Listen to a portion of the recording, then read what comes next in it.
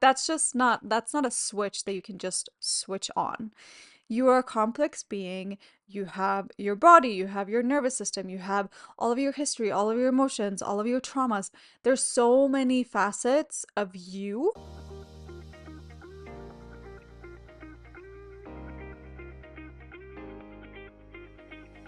Welcome to the Pelvic Power Podcast. My name is Penny, and I am the host of this lovely space. I am a pelvic floor yoga teacher who teaches people with pelvic pain how to use movement, breathwork, and body awareness to ease and manage their pain while living a pleasurable life. In this space, we'll be talking about all things taboo because we love it, and how to support your lovely pelvis and your lovely self on this journey that you are on. I am very happy that you are here, and I hope that you enjoy this episode.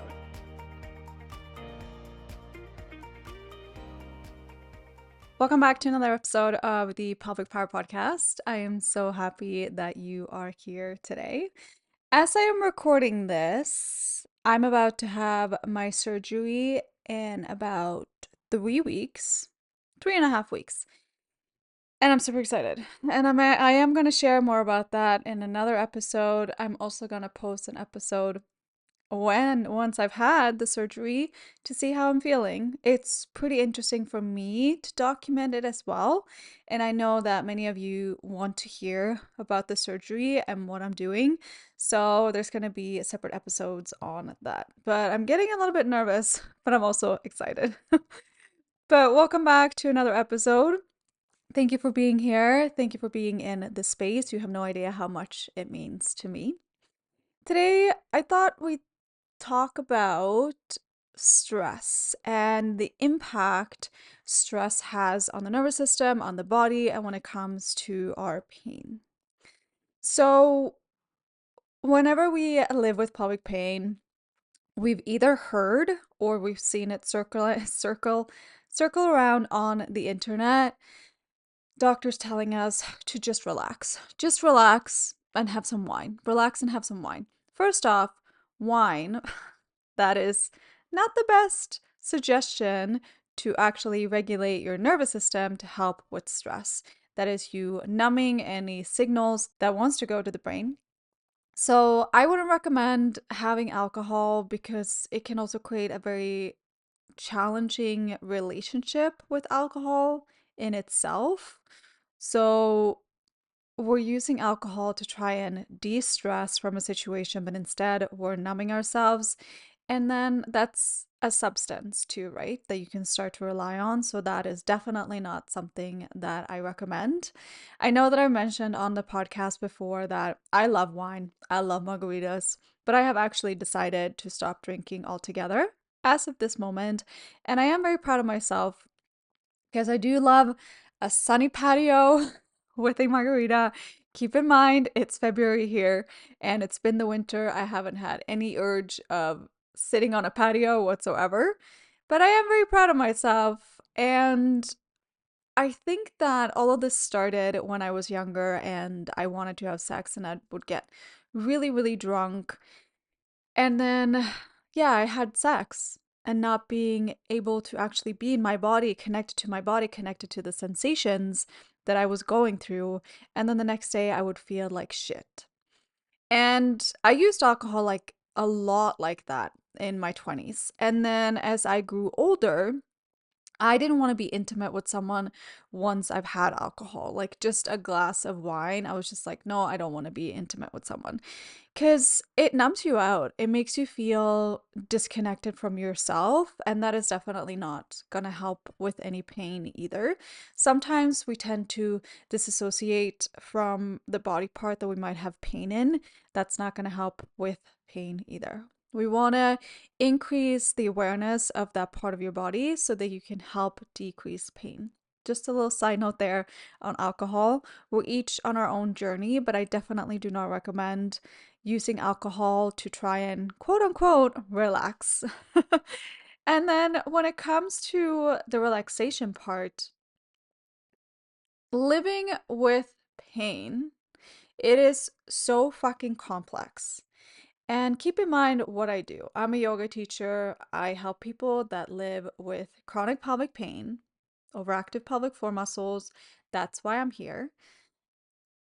But there's so much to learn about the body. And one thing about being a teacher, like I am still a student. I am always learning every single day from all of these fantastic mentors and teachers that I have in my own surroundings.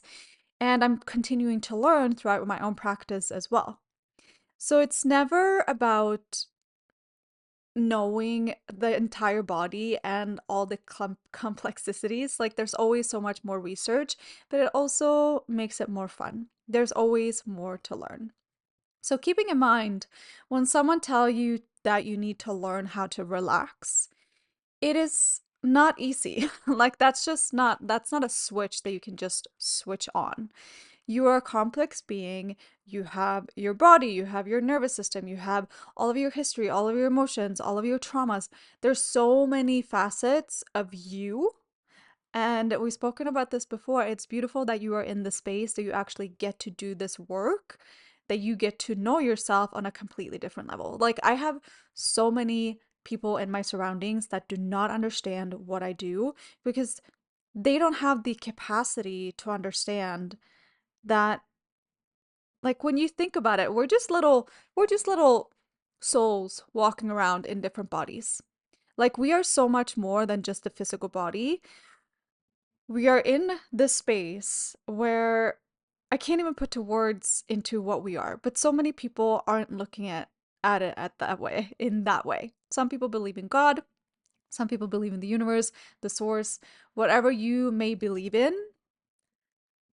But I am just like, I have so many people in my surroundings that they don't understand what I'm doing, the things that I'm teaching, how I look at life.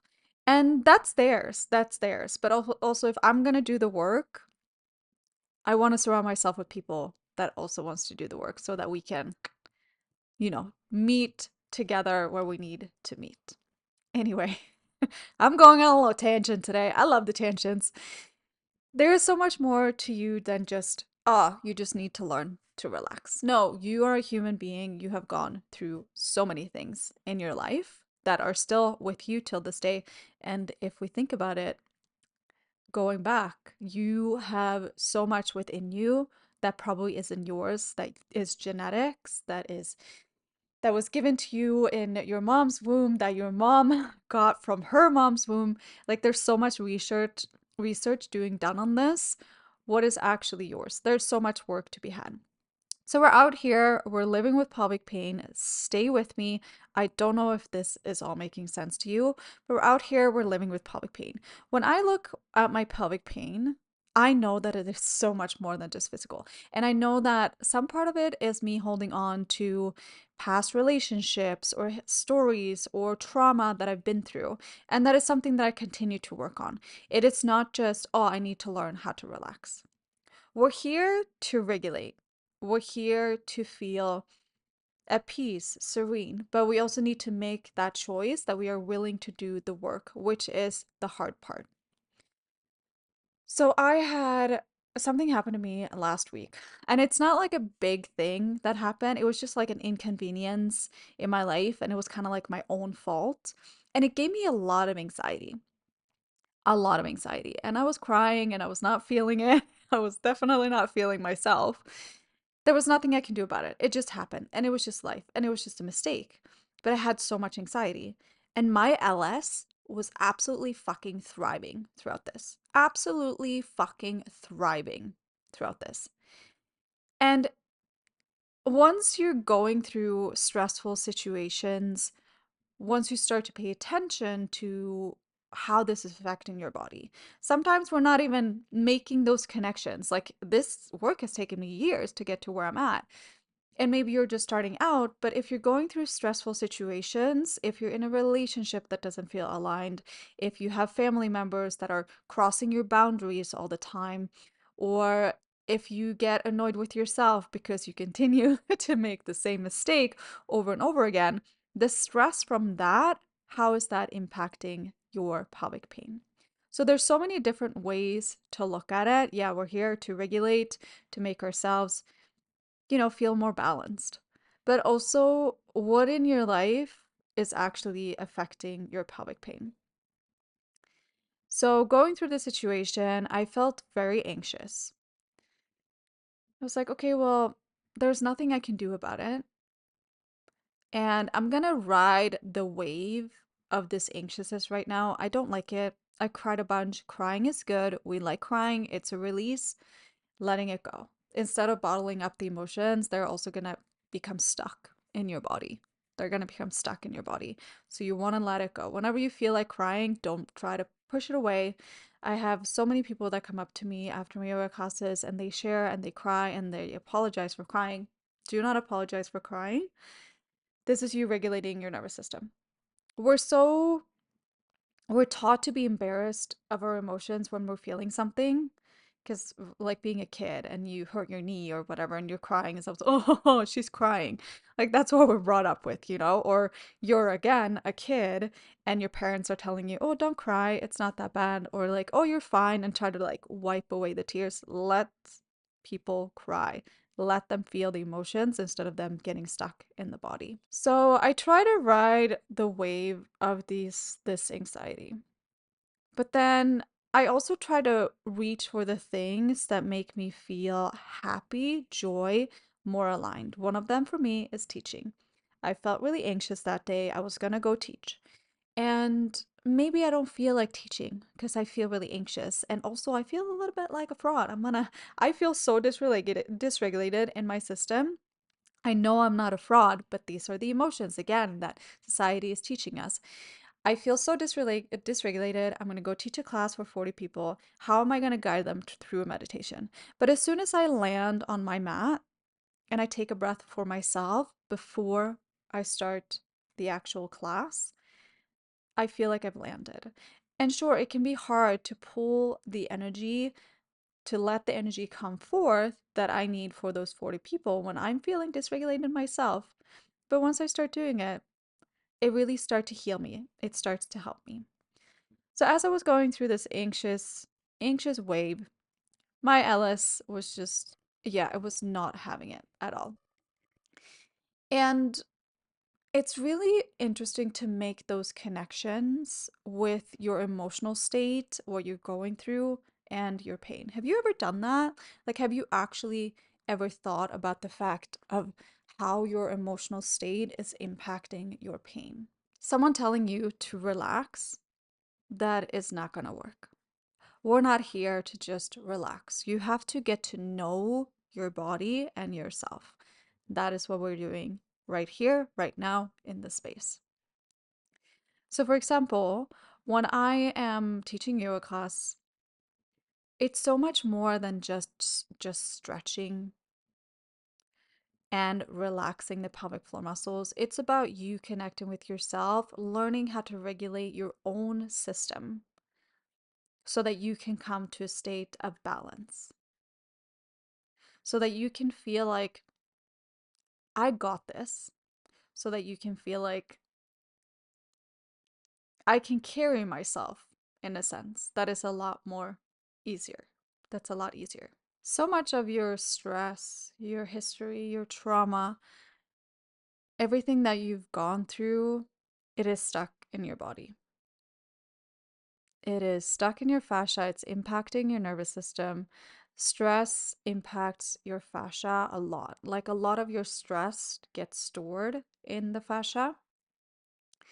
So, inviting in movement, connective movement, somatic exercises, breath work, get things moving, get things flowing. That is a great way to regulate.